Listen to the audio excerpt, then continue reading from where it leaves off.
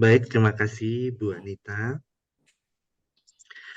Dan pada malam hari ini, Ibu Bapak, saudara-saudari yang terkasih, saya akan bercerita tentang Nabi Yunus dan itu sudah dipakai kalau tidak salah dalam BKSN bulan yang lalu September tentang Yunus. Tapi kita akan melihat lagi dan mencoba untuk menggalinya lagi. Izinkan saya untuk share screen sebentar. Oke, baik.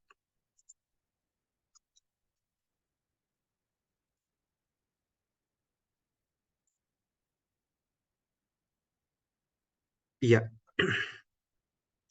Kitab Yunus berhentilah melarikan diri. Jadi kita akan mendalami lagi yang sudah kita dalami dalam bulan kitab suci nasional, kitab Yunus, dan kita mencoba mendalaminya lebih dekat lagi. Dan pertama-tama, kita bisa melihat apa sebenarnya arti kata Yunus atau background kata Yunus. Dalam bahasa Ibrani, kata Yunus itu ditulis Yonah, itu baca dari kanan ke kiri, yang berarti merpati. Nah, ini menarik. Jadi Yunus itu artinya adalah merpati. Kita sering mendengar kata merpati. Kalau dalam perjanjian baru kita sering menggambarkan Roh Kudus itu dalam gambaran merpati gitu ya.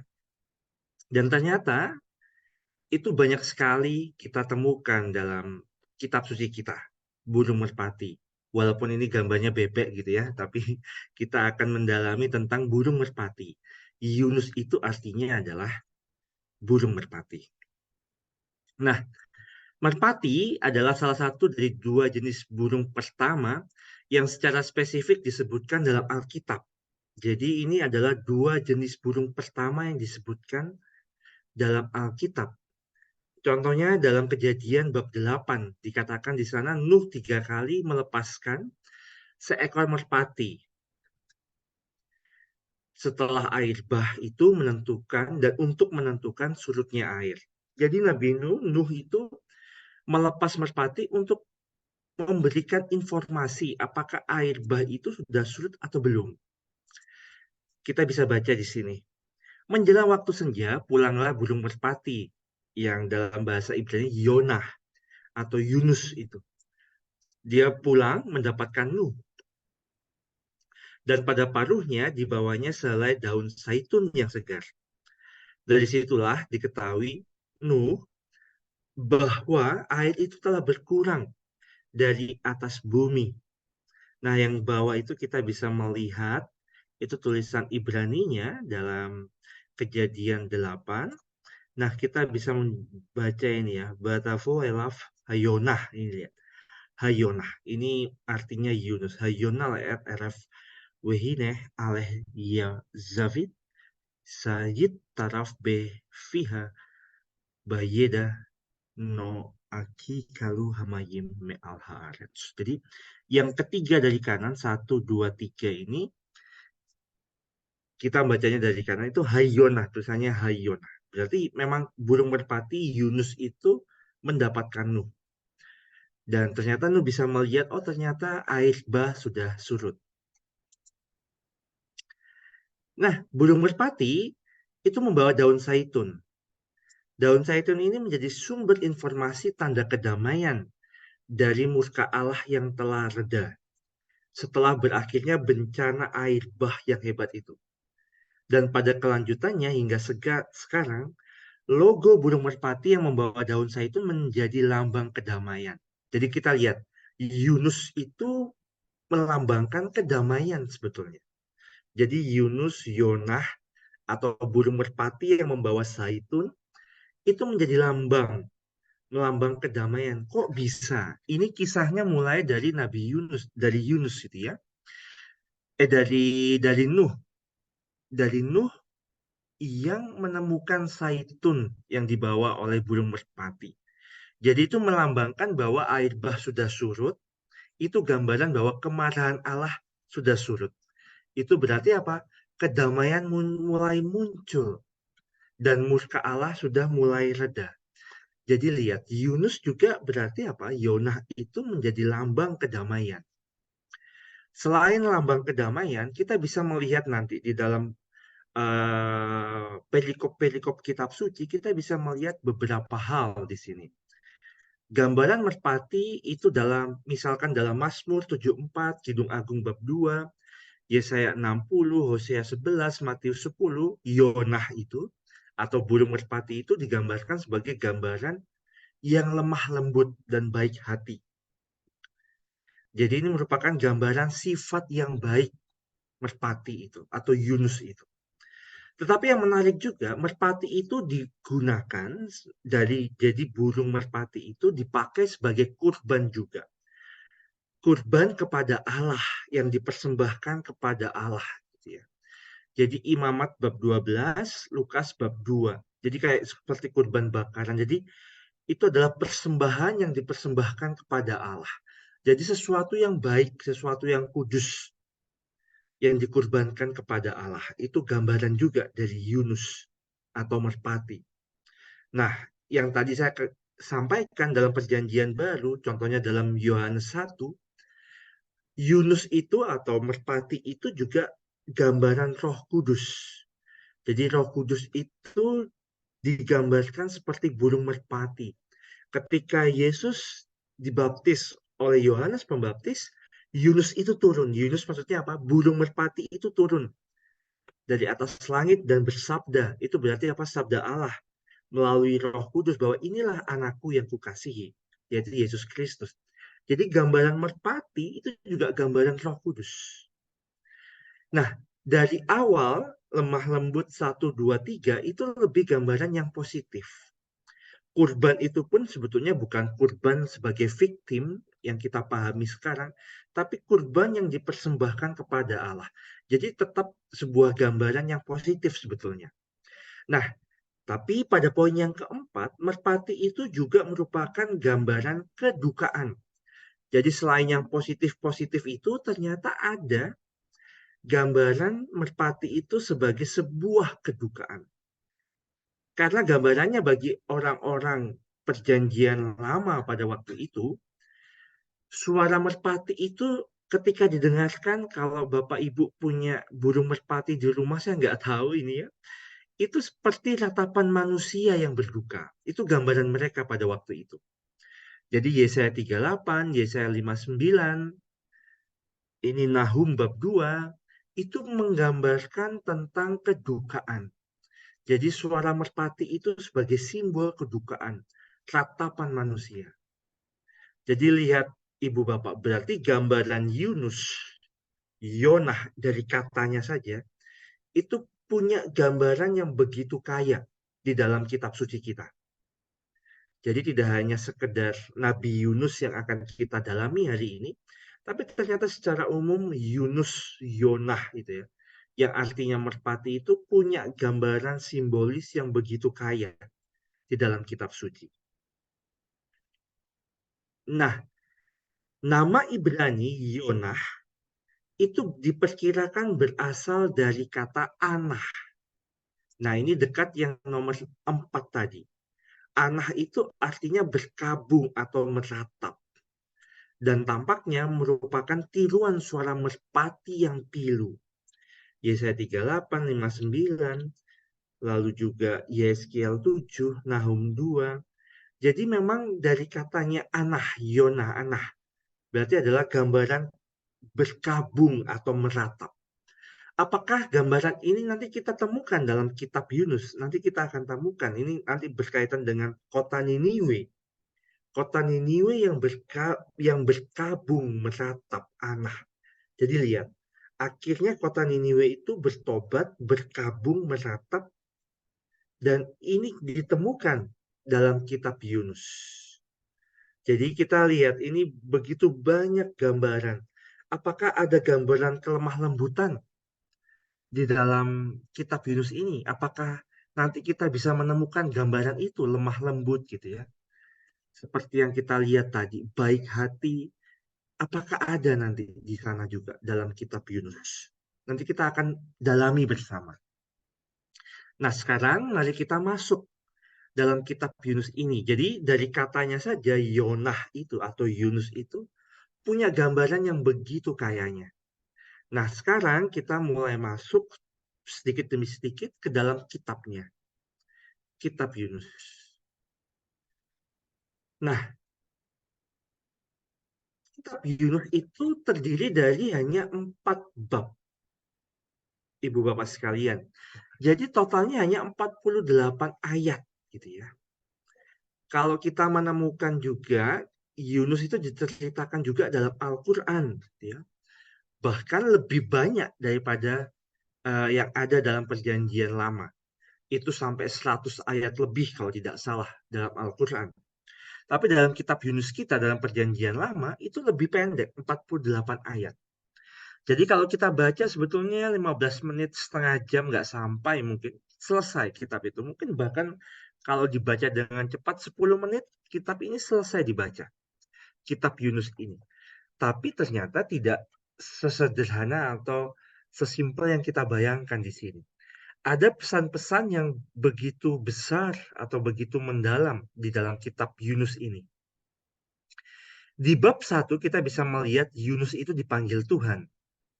Lalu nanti di bab 2 kita melihat Yunus ada dalam perut ikan. Nanti di sana juga kita bisa melihat betapa indahnya gitu ya. Itu kalau dalam uh, tulisan Ibraninya, dalam kitab suci Ibraninya itu sangat indah. Itu seperti puisi yang di bab 2 itu. Lalu di bab 3 Yunus dipanggil kedua kalinya. Dan akhirnya dia pergi ke Niniwe. Lalu bab terakhir, bab penutup, bab 4, nanti kita bisa menemukan bagaimana pergulatan Yunus bersama Tuhan. Jadi intinya hanya ini saja 4 bab apal. Jadi kita bisa menghafalkan dengan sangat mudah. Yang pertama Yunus dipanggil Tuhan. Lalu yang kedua Yunus di perut ikan. Yang ketiga Yunus dipanggil lagi dan dia taat pergi ke Niniwe. Lalu yang keempat ini ada percakapan pergulatan Yunus bersama Tuhan. Jadi sudah hanya 4. 2 panggilan Yunus, 1 perut ikan, 1 bagaimana pergulatan Yunus bersama Tuhan. Jadi inti dari kitab Yunus itu hanya 4 bab ini dan hanya itu kisahnya. Tetapi kita bisa menggali lagi, lebih kaya lagi, apa maksudnya dari kisah-kisah ini, dari setiap bab ini. Yang pertama, kita bisa melihat bab 1 itu Yunus dipanggil Tuhan. Lalu yang menarik kita bisa temukan adalah Yunus menolak panggilan Tuhan. Nah, ini menarik. Bagaimana seorang nabi itu menolak panggilan Tuhan. Betul-betul menolak. Kita bisa melihat. Lalu pertanyaannya kalau begitu apakah Yunus itu seorang nabi? Itu pertanyaan. Kalau kita melihatnya dari segi literatur, tulisan kenabian, apakah bisa kita buktikan bahwa ini adalah tulisan-tulisan kenabian? Kalau kita lihat, ada yang namanya rumusan kenabian dalam literatur Yahudi kuno, khususnya dalam Perjanjian Lama, itu punya sebuah rumusan khusus yang ingin membuktikan bahwa atau menunjukkan ini adalah sebuah literatur kenabian. Nah, kita bisa melihat di bab 1 ayat 1. Datanglah firman Tuhan kepada siapa? Kepada Yunus bin Amitai. Nanti lihat di Mika bab 1, Hosea bab 1, Sefanya bab 1. Secara umum, rumusan kenabian di dalam kitab suci kita itu yang seperti ini 92 kali kita temukan. Maksudnya apa? Maksudnya begini. Kalau di awal sebuah kitab, kita menemukan kata-kata kurang lebih begini. Datanglah firman Tuhan kepada, Tuhan bersabda kepada, firman Tuhan datang kepada, sabda Tuhan diberikan kepada, kata-kata Tuhan disampaikan kepada. Semua forma seperti itu menunjukkan bahwa kitab ini adalah kitab kenabian. Kok bisa tahu, Romo? Ya itu tadi, ada kata-kata forma ini yang menunjukkan bahwa Tuhan berfirman kepada seseorang, yaitu nabinya, untuk mewartakan sesuatu. Tuhan bersabda, Tuhan berfirman kepada siapa? Kepada orang kudus pada waktu itu, yang dianggap sebagai nabi, untuk mewartakan firman Tuhan. Dan itu ternyata 92 kali kita temukan dalam kitab suci kita. Dan ternyata dalam kitab Yunus, itu kita temukan di awal, bahkan di bab 1 ayat 1. Jadi secara singkat kita bisa mengatakan ya, kitab Yunus ini adalah kitab kenabian, literatur kenabian. Lalu di sini kita bisa melihat apa isi dari firman Tuhan. Tuhan mengatakan, bangunlah, pergilah ke Niniwe, kota yang besar itu, berserulah kepada mereka, karena kejahatannya telah sampai kepadaku. Nah, ini menarik. Tuhan mengatakan, sekarang Tuhan isinya apa? Isi firman Tuhan. Tuhan itu memanggil Yunus, bangun, pergi, lalu berseru ke kota Niniwe. Karena mereka itu sangat jahat. Kejahatannya itu telah sampai kepadaku. Jadi ini seperti apa ya? Gambaran seorang ayah atau bapak gitu ya, atau orang tua yang mendengarkan anaknya nakal gitu ya. Dapat laporan dari tetangga, dari guru, bu, pak, anak bapak atau anak ibu kok nakal sekali gitu ya. Jadi ini gambaran seperti itu. Kejahatannya telah sampai kepadaku gitu ya. Jadi Tuhan itu sangat terganggu, sangat nggak nyaman. Mengapa orang-orang di kota Niniwe ini begitu jahatnya? Lalu muncullah tokoh Yunus dipanggil untuk pergi ke sana agar mereka bertobat. Itu seperti juga gambaran seorang ayah atau ibu, gimana ya caranya agar anak saya itu tidak bandel lagi, tidak nakal lagi. Oh, mungkin butuh teman. Ayo kita cari teman. Siapa temannya yang bisa mungkin menemani dia berubah, tidak fokus lagi kepada hal-hal yang buruk, tapi hal-hal yang baik dan seperti itu. Dan ini merupakan gambaran firman Tuhan di awal kitab Yunus yang disampaikan kepada Yunus agar Yunus itu pergi ke Niniwe. Tapi yang menarik justru sebaliknya, Nabi ini, Yunus ini malah bersiap untuk melarikan diri ke Tarsis. Ini sebuah kota yang agak jauh. Sekarang itu mungkin sudah di daerah Eropa, itu mungkin daerah Spanyol itu ya, daerah-daerah sana.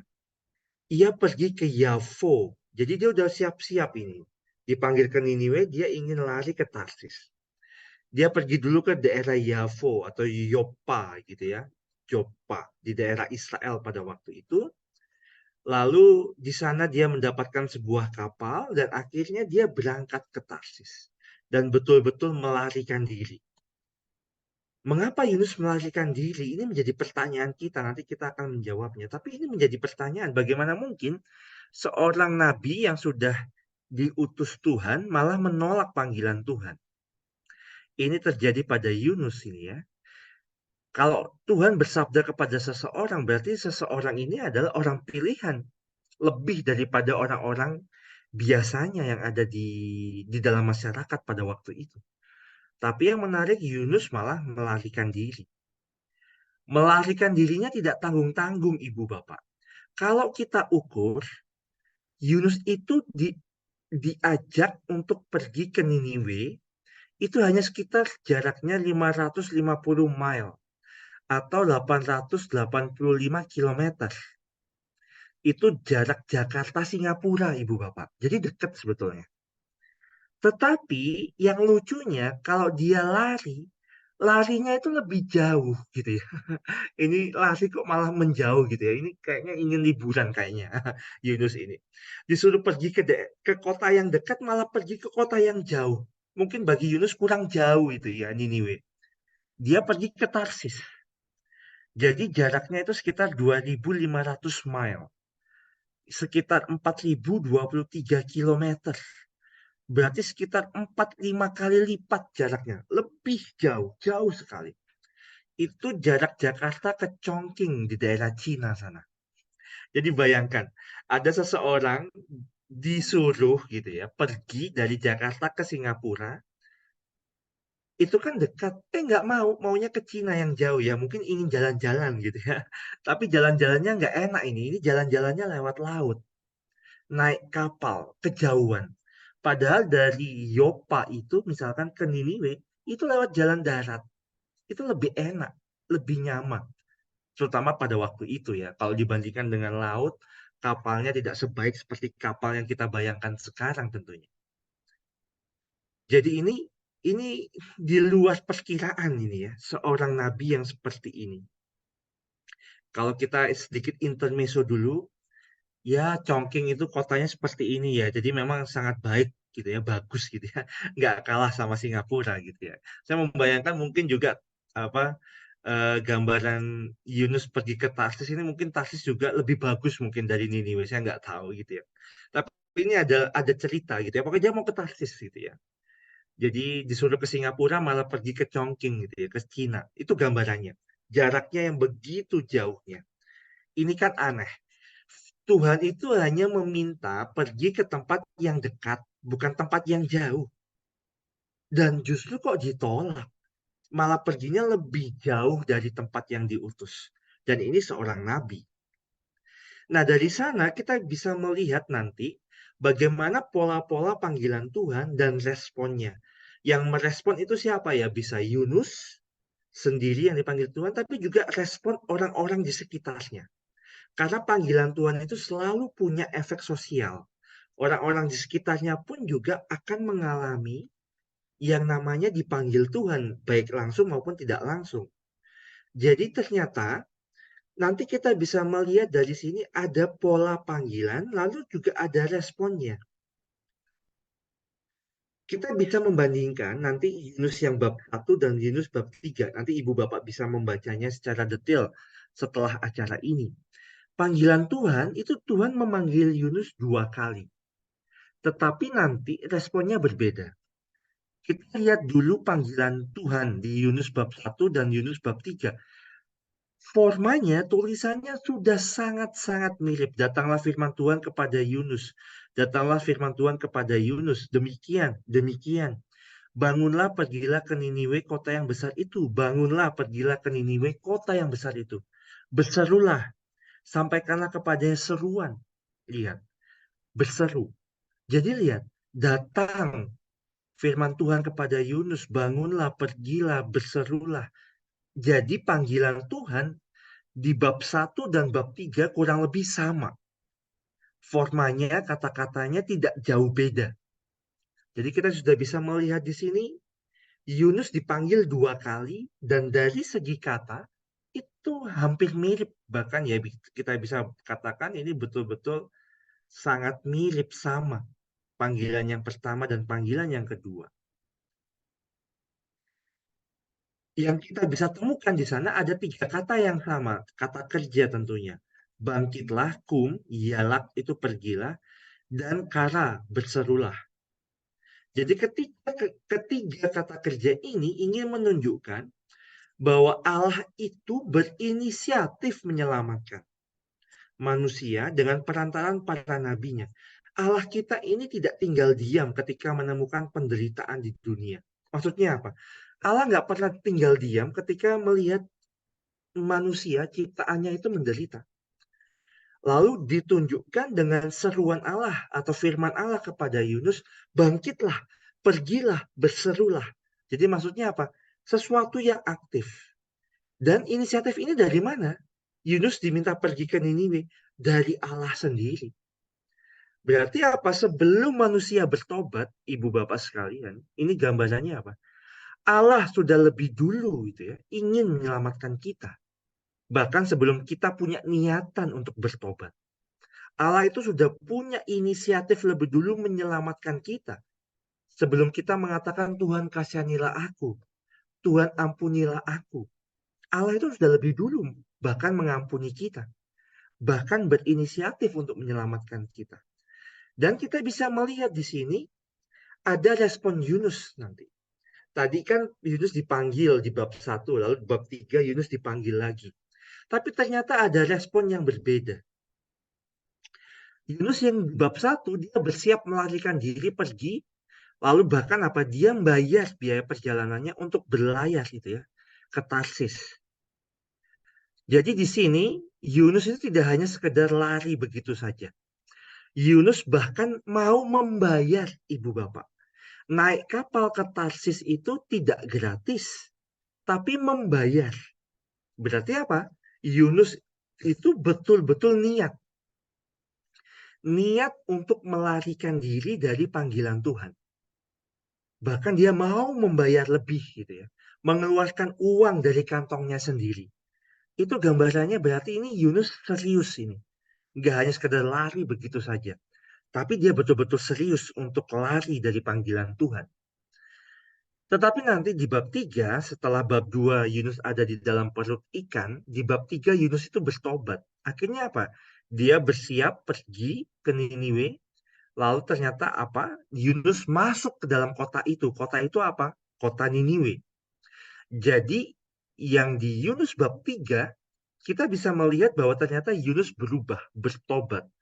Yunus berubah pikiran yang tadinya mau melarikan diri, sekarang ingin datang ke Niniwe.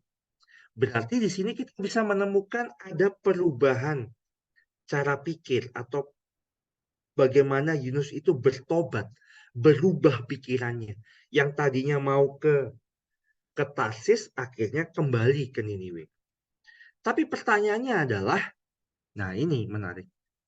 Apakah Allah juga berubah pikiran? Itu pertanyaan yang juga kita bisa ajukan. Kalau Yunus tadi bertobat, pertanyaan kita tanda kutip, apakah Allah juga mau bertobat? Nah, ini pertanyaannya. Kita simpan dulu pertanyaan ini.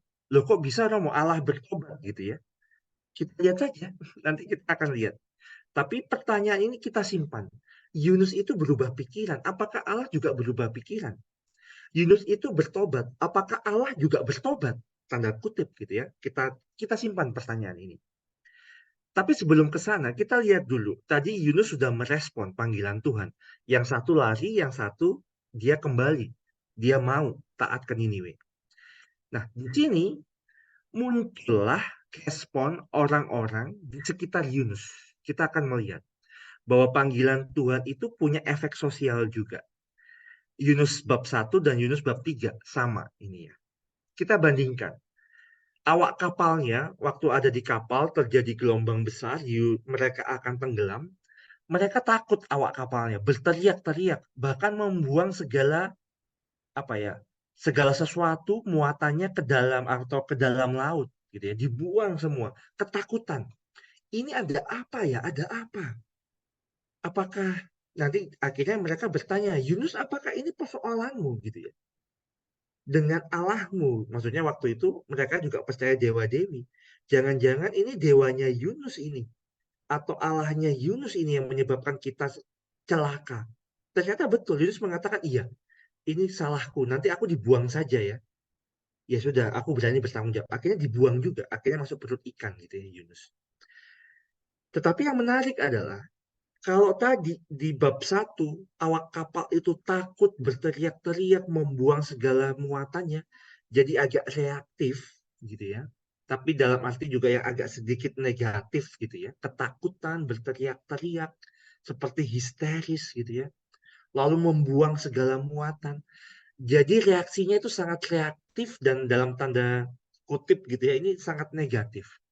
Tapi yang menarik adalah di Yunus bab 3 kita melihat respon orang-orang di Niniwe.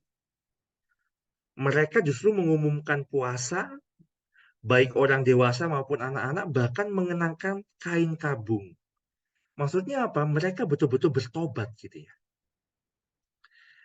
Nah, yang satu takut, berteriak-teriak, percaya, mengumumkan puasa gitu ya. Jadi ada sesuatu yang berbeda.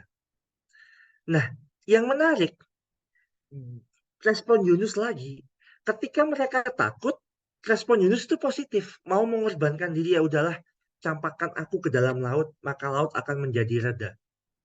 Nah, tapi yang menarik, respon Yunus di bab 3 setelah kota Niniwe itu percaya, Yunus di sini malah kesal dan marah. Tetapi hal itu sangat mengesalkan hati Yunus, lalu marahlah ia. Kalau dibaca baik-baik nanti di bab 4. Jadi ini menarik. Allah bersabda, orang-orang sekitar Yunus takut, lalu Yunus mau berkorban. Itu bab 1. Bab 3, Allah bersabda, Yunus melakukan apa yang disabdakan Tuhan. Orang-orang di sekitarnya waktu itu orang-orang Niniwe bertobat positif, tapi Yunus responnya malah negatif. Ini lihat ya, permainan yang sangat menarik di sini. Ceritanya itu nggak hanya sekedar lurus atau datar begitu saja, tapi ada polemik gitu ya, naik turun, positif, negatif, dan sebagainya. Lalu kita lihat lagi respon para pemimpin. Kalau nahkoda, bangunlah, berserulah kepada Allahmu. Barangkali Allah itu akan mengindahkan kita sehingga kita tidak binasa. Yang Yunus bab 3 sama. Raja itu mengatakan, ya kita berpuasa, bertobat, siapa tahu mungkin Allah akan berbalik dan menyesal gitu ya. Sehingga kita tidak binasa. Berarti apa? Respon para pemimpin itu lebih positif mengatakan mereka berharap agar mereka itu tidak binasa. Dan dalam bab 2, Yunus dalam perut ikan, itu merupakan pergulatan pribadi Yunus. Dari ratapan ke ucapan syukur, itu sangat positif. Ini dia. Ini apa ya, struktur bab 2 gitu ya. Ada pengantar, nanti puncaknya ratapan Yunus, nanti dikaitkan. Dalam kesusahanku ayat 2 ayat 9 dalam ucapan syukur. Susah lalu bersyukur. 2b. Di tengah-tengah orang mati Seol. Lalu bab ayat 7 dan 8.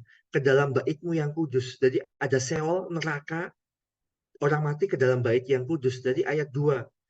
Aku berseru gitu ya kepada Tuhan tentang kesusahan. Ayat 9 tentang ucapan syukur. Lalu kulemparkan aku ke tempat yang dalam, kau lemparkan Tuhan, mengapa kamu melemparkan aku? Tapi ayat 6, engkau Tuhan menaikkan nyawaku dari dalam liang kubur, diselamatkan. Lihat. Lalu nanti ayat 4 dan 6 di bab 2 itu merupakan puncak ratapan Yunus. Berarti apa? Ini merupakan perjalanan dari kesusahan menjadi ucapan syukur. Kisah sengsara menjadi kisah kebangkitan kalau dalam perjanjian baru.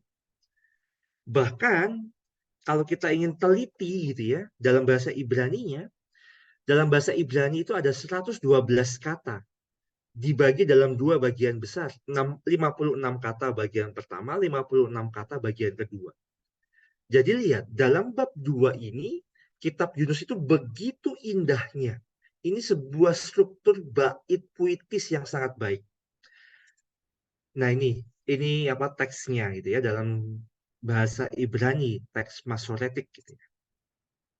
Ini kalau kita teliti itu ya, bagaimana 3232 itu seperti limanya, ada 3 kata, 2 kata, 3 kata, 2 kata, kurang lebih sama. Ada beberapa yang sedikit berbeda, tapi 4242. Tapi semuanya ini sudah sangat diatur dengan teliti oleh sang penulis gitu ya.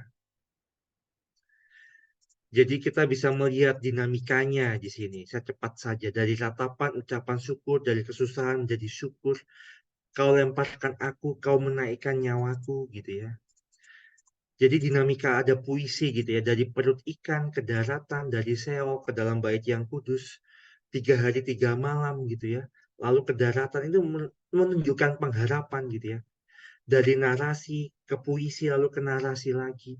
Jadi ada dinamika di sana. Lalu Yunus dipanggil Tuhan di bab 3. Kita cepat saja gitu ya. Tapi yang menarik adalah Allah berbalik pikirannya. Ini menarik. Metanoia. Meta itu melampaui, noia itu pikiran. Dalam arti itu berarti Allah bertobat.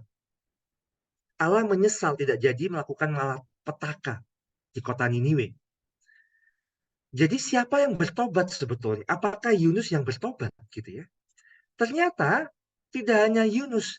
Yunus bertobat, Niniwe bertobat, bahkan Allah menyesal. Berarti apa?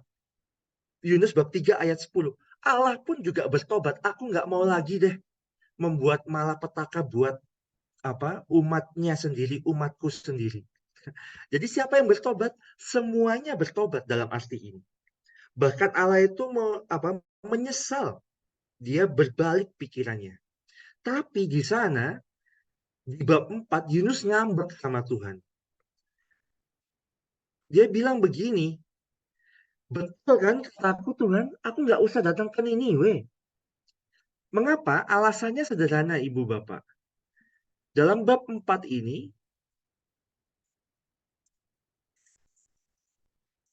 kita bisa melihat gitu ya, bahwa Yunus berdialog sama Tuhan, dia mengatakan nggak usah aku kau utus ke Niniwe. Buktinya betul kan? Niniwe tidak hancur. Kalau kita baca teksnya di bab 3 sangat jelas Ibu Bapak. Dikatakan di sana apa? Sabda Allah kepada Yunus, Yunus mengatakan 40 hari lagi kota ini akan ditunggang balikan, akan hancur lebur. Hanya itu. Tidak ada syaratnya. Jika kamu bertobat, maka kota ini akan selamat. Tidak ada, Ibu Bapak. Hanya dikatakan 40 hari lagi hancur. Silakan nanti dibaca bab 3. Dan ternyata apa? Tidak hancur. Itu kan berarti mempermalukan Yunus. Loh, Tuhan, firman-Mu mengatakan 40 hari lagi akan hancur. Tapi kok nggak hancur? Itu kan mempermalukan saya. Gitu kan. Lalu pertanyaannya adalah, betul kan saya kalau saya lari ke Tarsis nggak usah ke Niniwe? Karena aku yakin kamu tidak akan menghancurkan kota Niniwe. Karena kamu itu adalah Allah yang penuh kasih. Gitu. Lalu justru juga Tuhan juga ingin mengatakan, nah Yunus, kalau kamu mengatakan aku itu penuh kasih, sekarang aku buktikan. Ternyata betul kan aku penuh kasih. Jadi mereka itu seperti berdebat gitu ya. Tentang panggilan ini mereka berdebat. Kok aku suruh? Mengapa aku disuruh ke Niniwe? Aku tahu kamu nggak akan menghukum mereka. Terbukti kan? Sekarang kamu mempermalukan aku. Enggak. Aku justru membuktikan bahwa kamu kan mikir aku belas kasih. Nah, aku buktikan aku tentu orang yang berbelas kasih. Nah, nanti di bab 4, Ibu Bapak, kalau dibaca, ini tindakan apa ya? Tindakan Tuhan itu menumbuhkan sebatang pohon jarak gitu ya. Lalu mati dalam sekejap, Yunus marah gitu. Singkatnya itu. Nah, lalu Tuhan mengatakan, nah Yunus, kamu saja marah kalau ada pohon yang tiba-tiba mati gitu ya. Nah, aku itu berhadapan dengan manusia. Masa aku nggak boleh berbelas kasih? Nanti di akhir itu menjadi tanda tanya. Yunus tidak menjawab pertanyaan Tuhan. Bapak Ibu bisa membacanya nanti. Jadi Yunus itu kesal dan marah karena Allah mengampuni Niniwe. Itu seperti Tuhan Yunus itu ingin mengatakan, ya Tuhan, bukankah betul ya? Dulu itu aku melarikan diri karena aku tahu kamu itu sabar, penuh dengan kasih sayang. Jadi Yunus ingin mengatakan, ya Tuhan, aku betul kan percuma aku datang ke Niniwe. Pada akhirnya engkau memaafkan mereka. Dikatakan nanti bab 3 ayat 4, 40 hari lagi Niniwe akan ditunggang balikan. Enggak ada kata-kata jika bertobat. Jika bertobat kamu selamat. Enggak. Kamu mengatakan 40 hari lagi hancur. Kok 40 hari lagi nggak hancur? Nah, taruh di mana mukaku ini? Ya, gitu ya. Jadi Yunus seperti ingin berbicara seperti itu. Tapi alasan Tuhan juga ingin disampaikan di sana. Tuhan juga membalik kata-kata Yunus. Dengan kata lain saya membahasakan begini. Kamu kan mengatakan bahwa aku ini pengasih, penyayang, panjang sabar, berlimpah kasih setia. Serta yang menyesal karena malapetaka yang didatangkannya. Justru karena itu, aku ingin membuktikan ke kamu. Apa yang kamu pikirkan itu di awal itu memang benar. Ketika kamu ingin lari ke Tarsis, kamu mengatakan, nggak mungkin. Tuhan itu baik. Sekarang aku buktikan. Jadi lihat ya, Tuhan sama Yunus itu seperti berdebat gitu. Jadi di sini pertanyaannya terbuka nanti di bab 4. Bagaimana tidak aku sayang kepada Niniwe, kota yang besar itu, berpenduduk lebih dari 120.000 orang. Semuanya tidak tahu membedakan tangan kanan, tangan kiri, dengan ternaknya yang banyak dan sebagainya. Ini mengatakan orang-orang ini sangat orang-orang yang inosen gitu. Bahkan membedakan yang baik, yang buruk, yang kanan, yang kiri aja nggak bisa. Masa kamu tega membinasakan mereka gitu ya. Dan ini menjadi pertanyaan di akhir kitab Yunus. Pertanyaan ini menjadi pertanyaan terbuka bagi kita semua. Marilah kita jawab sendiri-sendiri. Apa benar Allah itu baik dalam hidupku? Terima kasih. Dan saya kembalikan kepada Bu Anita. Terima kasih